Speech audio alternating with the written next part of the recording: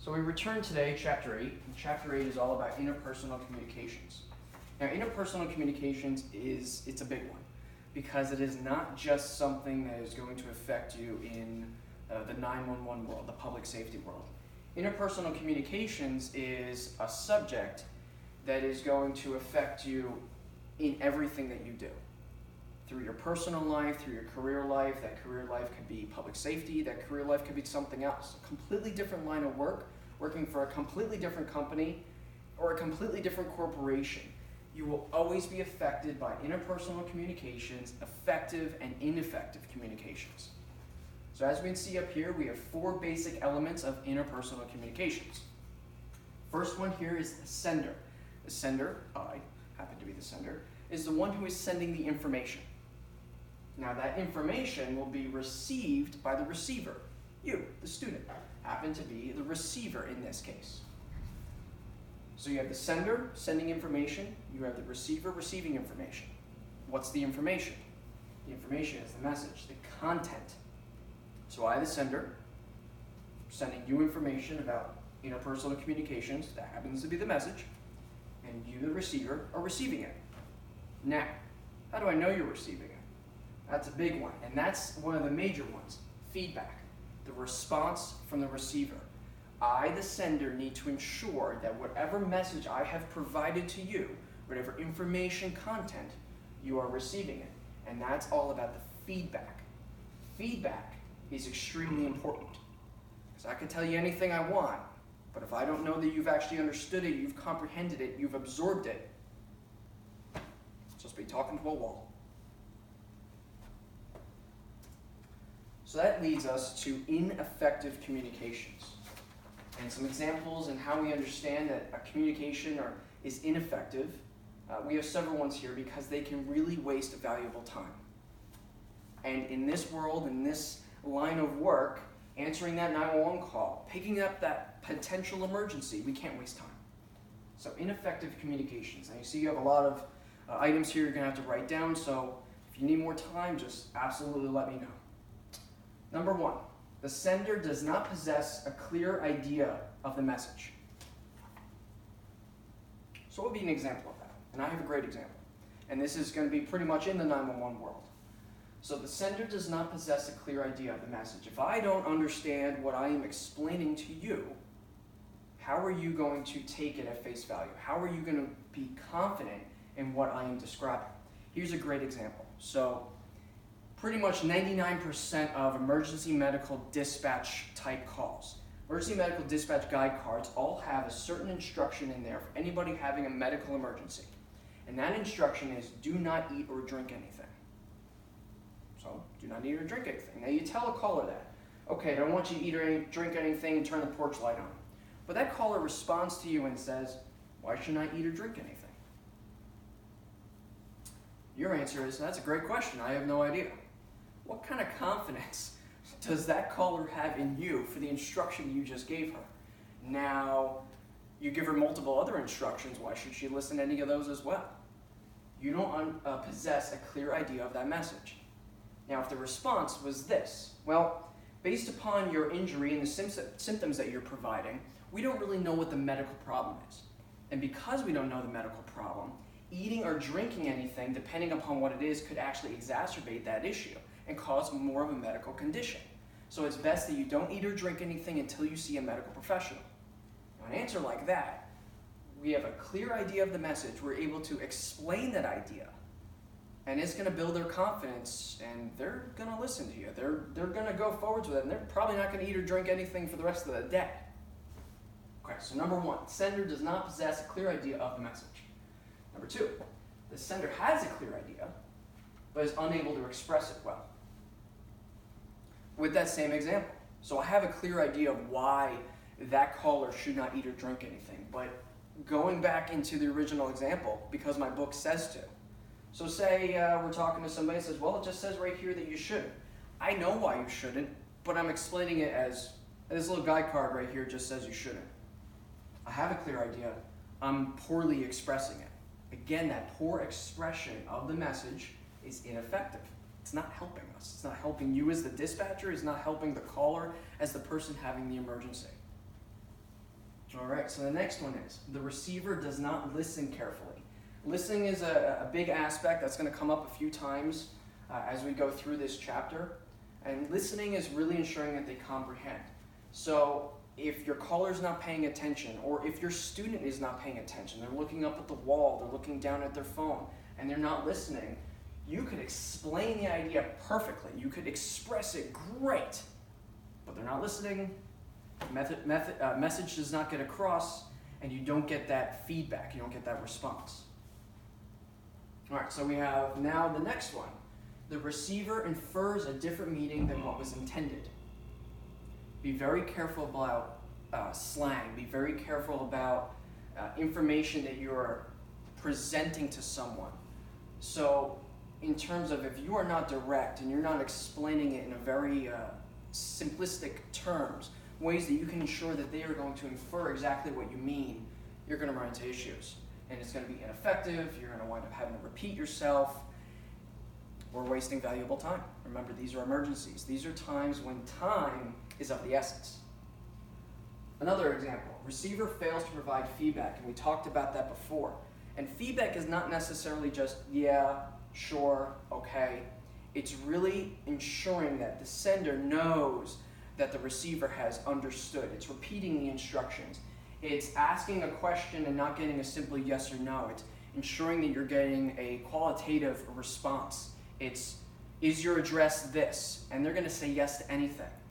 So if I say, is your address 123 Main Street, Virginia Beach, and they're in an emergency, panic is in, and it's yes, yes, yes. They will yes you to death.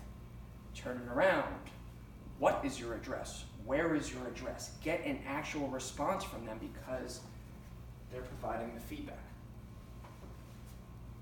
So a little just outside of our death by PowerPoint, we're going to pop into a video I have. I like to kind of bring this in just because we can see that effective and ineffective communication is, again, not just in the public safety world. It's not in just the 911 world.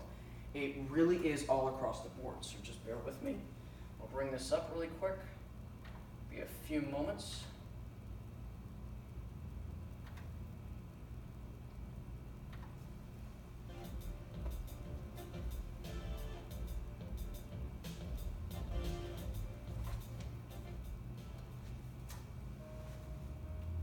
Ten barriers to effective communication. 1. Physical barriers. These are such things as inadequate equipment, such as outdated computers, phones with poor signals, background noise, poor lighting, temperatures that are too hot or too cold. Stop really quick. Really good one is the temperatures that are too hot or too cold. If you've ever thought about a meeting or maybe a class or a course or even a conference that you've been in and say it's excruciatingly hot in there, air conditioner is not working. Two different avenues here. So your students, the people attending, what's the one thing that they're pretty much doing? They're worrying about cooling themselves off, they're rolling up their sleeves, they're moving around, they're fidgeting. Are they listening? Are they comprehending? Probably not. In the same aspect, your instructor, your facilitator, is walking around probably taking their jacket off, they're removing their tie, they're rolling up their sleeves. They're focusing so much on cooling themselves off, they're likely not providing the information in an accurate and clear ability. Little things like that are a major barrier to effective communications. That may interfere with communication efforts. 2. Attitudes. Sometimes strong emotions like anger or sadness can taint your objectivity. Being extremely nervous, having a personal agenda, or asserting a need to win the argument can make communications less than effective. Such interfering emotions are also known as emotional noise. 3. Language. This may seem like a minor obstacle, but even people who speak the same native language can have difficulty understanding each other if they are from different generations or different regions of the same country. Good example here. So I have spent most of my life in New Jersey. I did a lot of public safety work up there, and language is a great one. Language, I go into slang. So I came down here, was working with a few people, and worked with somebody who was very experienced in this line of work, very experienced in what they do in public safety. And we were kind of talking a little bit and going back and forth. And gladly, we were not in the professional setting. We were not actually trying to complete a task or complete a job. But I was talking about ambulances, and I was using reference slang. My slang was rig and bus. Now, up in New Jersey, we talk about we're going to send a rig, we're going to send a bus, we're going to do things like that. This gentleman looked at me like I had 6 heads.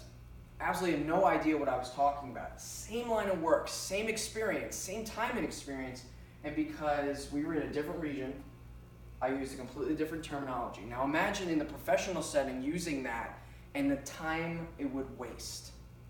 So recognizing different generations, recognizing different regions, just thinking about cellular devices, thinking about speaking to somebody of a different generation who didn't have those types of tools and technology. So that is a major one as well.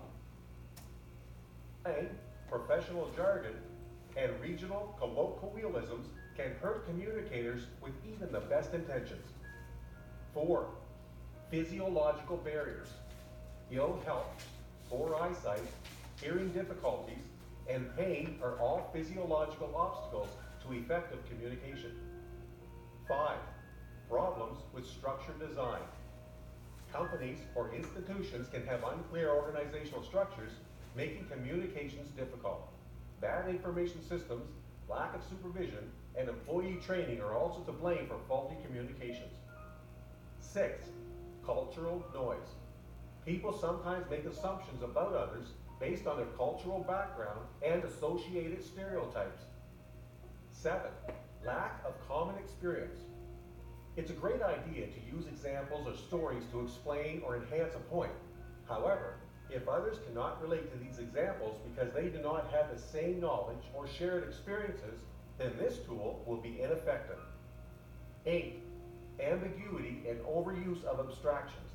Leaving things half said or using too many generalizations, proverbs, or sayings can lead to lack of clarity, which in turn lends itself to misinterpretation. 9. Information overload. It takes time to process large quantities of information, and too many details can overwhelm and distract the audience from the important topics. 10. Jumping to conclusions. Making assumptions before listening to all the facts can be problematic in the least and catastrophic at worst. So a great example in this line of work for jumping to conclusions, and I've seen it a lot, and you'll see it as well.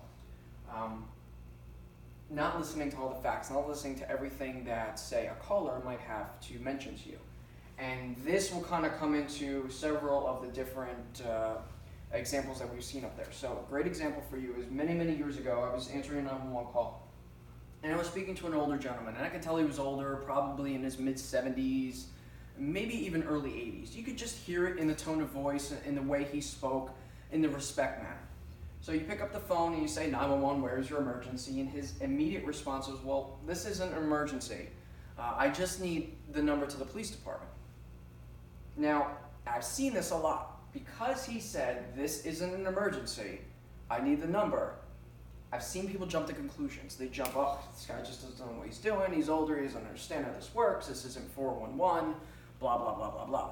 And they go on, they jump to conclusion, they tell him you have to dial 0 for the operator, you have to dial 411, ask for the number that way, or they'll give them the number and they call. This is where jumping to conclusions can really cause problems, especially in this line of work, but any line of work.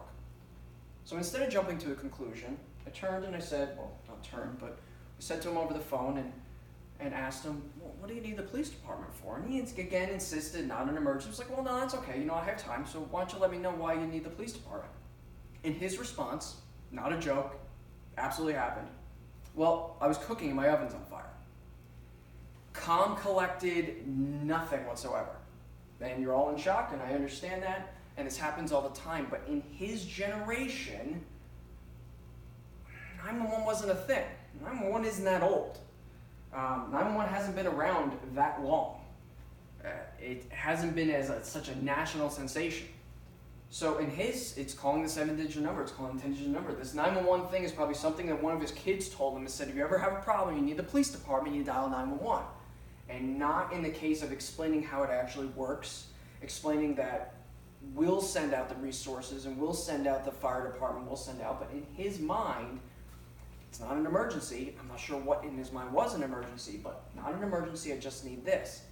And without asking those additional questions, talk about valuable time that would have been wasted. Now here's a gentleman, older, unsure if there's a disability, unsure if there's movement problems. He's in a house, his oven is on fire. And one additional question went from ineffective communication to effective communication.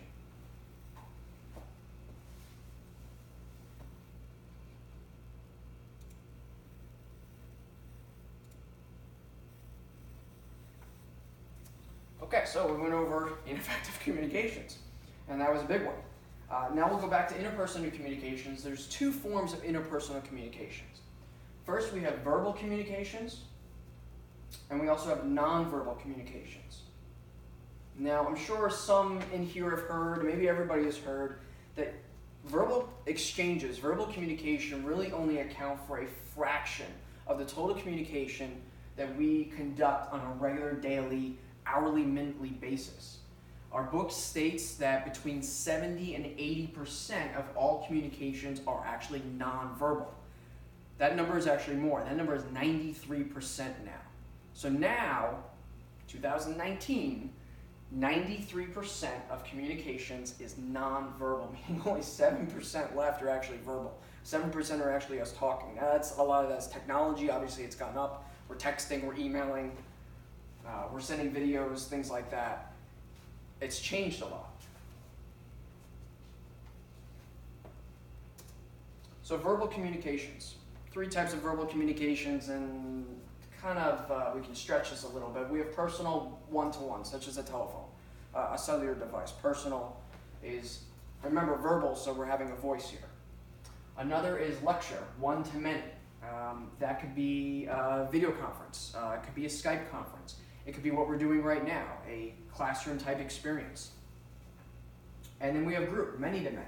And we have such technology now that we can do multiple Skypes. We can do a group of workers to another group of workers, project teams talking to each other. Even such as bringing in and doing our cellular devices where we add on personnel and we add on people and we have 3-way calls, 4-way calls. So verbal communications, again, many different ways, but our voice has to be involved because it's verbal. So that leads us to visual, nonverbal communications. Nonverbal communications, we have several different types. You have your body language. I got a big one right here. My hands are flying around because I'm Italian and I can't stop. But that's a major body language. It's your gestures. It's anything from being able to show someone your attitude. Just in my hands moving around, I'm interacting, I'm moving back and forth. I'm engaging, as opposed to say this. I could have the greatest smile on my face, but my arms crossed like this does not bring about the most positive type of attitude, the positive type of communication. So hand gestures, arm gestures, it's all nonverbal, and you can get a sense of somebody's attitude when you really pay attention. You have your facial expressions. Facial expressions, you're smiling, you're sad, you have that frown on your face, you kind of have that angry look, you're grinding your teeth, you're crossing your eyes, you're rolling your eyes. It's all about so many different things outside of what I'm actually saying to you. I could sound greatly happy. Not really, maybe. But it's all about nonverbal tells us so much more. Eye contact. Are you looking at me? Or are you looking down your phone? Are you looking down your notes? Or am I looking up at that ceiling right now saying, hey, I need to patch that spot? You know I'm not really paying attention to you. You're not really paying attention to me. You're not listening. You're not comprehending. All because of the eye contact. Objects. Objects could be clothing. They could be hairstyles. It could be art, tattoos, even architecture. Not that I'm jumping to conclusions or making assumptions here, but you walk into a home and every single wall is painted black. Every single wall. The floor, the ceiling, the walls, they're all black. Nonverbal communication.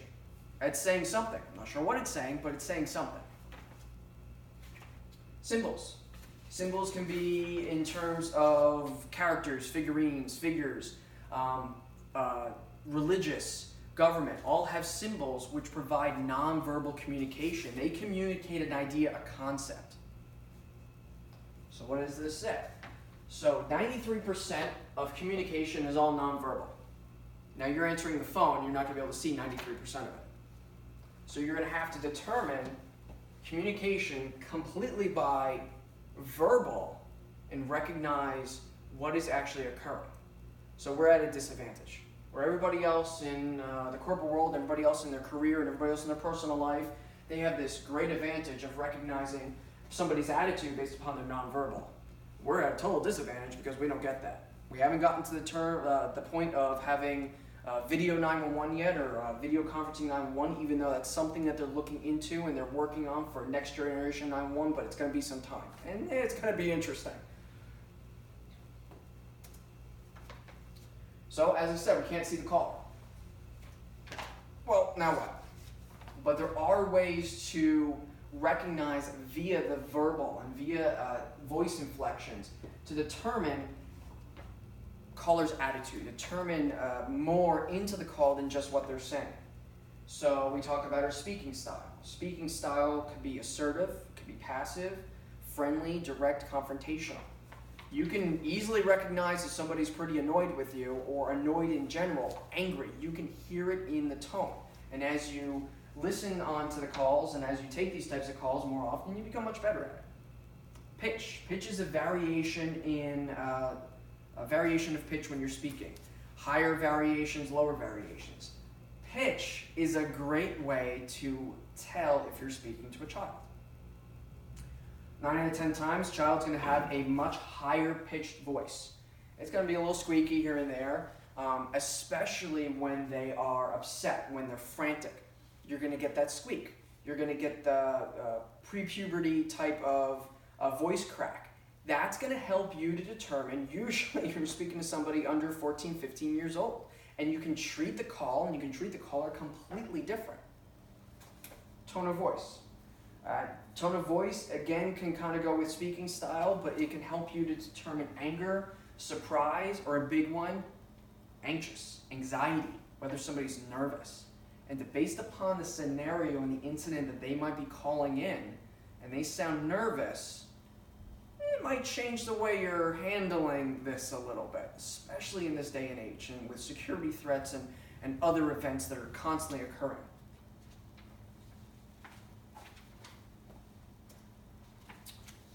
So, let's go into call processing while we're really here. There's 6 interpersonal skills really required during call processing. I go with the first 2, kind of go together, hearing and listening. Probably when you were a child, your parents said, yeah, you might be hearing me, but are you actually listening? And everybody understands what that means. Is I can hear the words that are going out of your mouth, and maybe it sounds like the teacher in Charlie Brown in the Peanuts comics and cartoons, but am I really listening to what you're saying? And I have a great example for this. So I was in grade school, probably 3rd or 4th grade, and I'm sure this has happened to most people. And a teacher asks a question, oh, I know the answer. I got my hand up, my hand's going, and what am I doing? Well, my hand's going, I am repeating that answer in my head because I don't want to forget it. I know this answer. Now I hear that the teacher has called on another student, and that student is talking. I have no idea what that student is saying because I'm not listening. I am just hearing. I'm hearing the want, want, want, want, want, because in my head, I am repeating the answer. I'm sure you all know where this is going.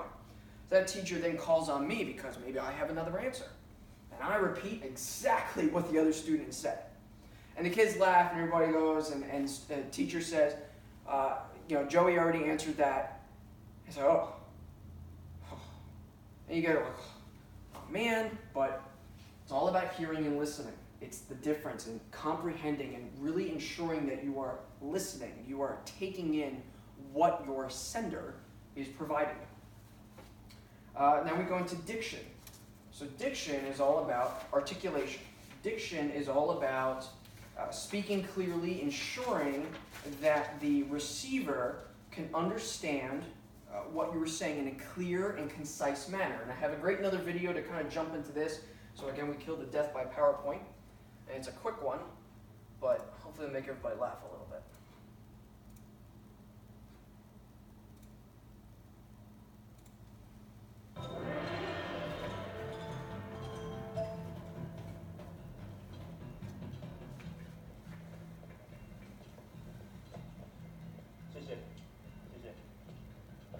Please tell me you speak English. I'm Detective Carter. Do you speak any English? Do you understand the words that are coming out of my mouth? So while he did a fantastic job articulating himself and speaking clearly, maybe from a rude kind of aspect, but that's really about diction. It's ensuring that our message is being provided clearly.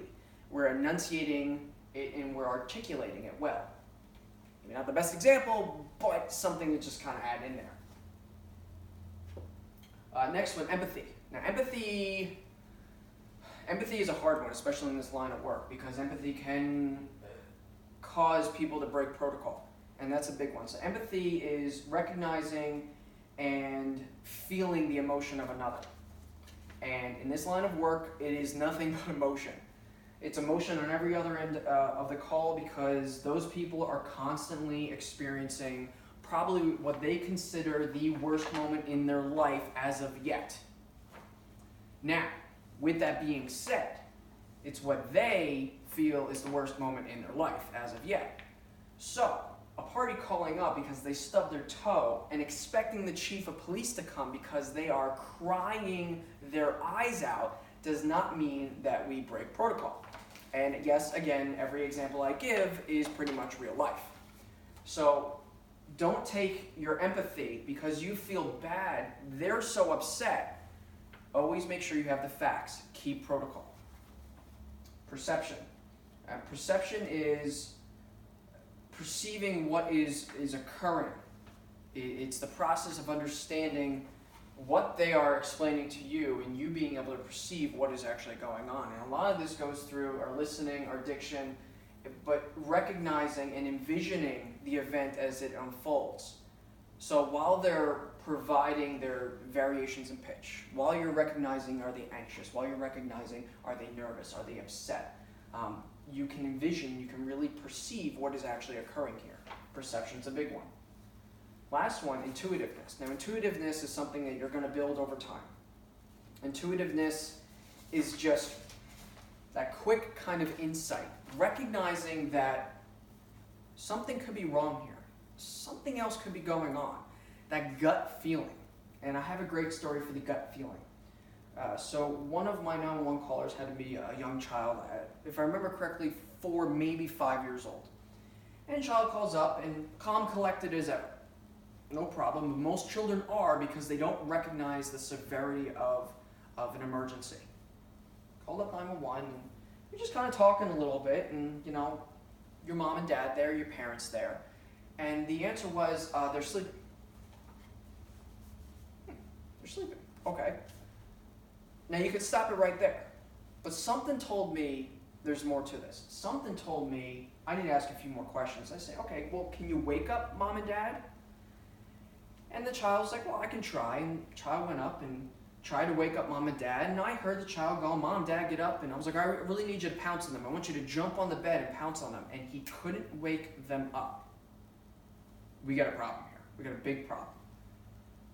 Not sure how it all happened, but somehow they had elevated levels of CO in the house, knocked mom and dad out. I don't know how it didn't knock the kid out, but it did.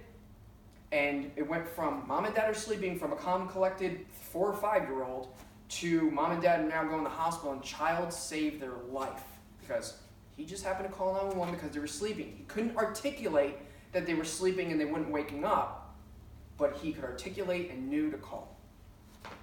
So that leaves us with the end of impersonal communications. And again, as we talked about, and you could see, this really just isn't just for the 911 world. It's not for public safety.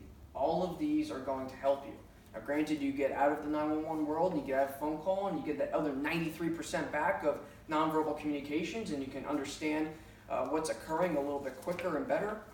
But, you know, this is why we are the elite and the best of the best.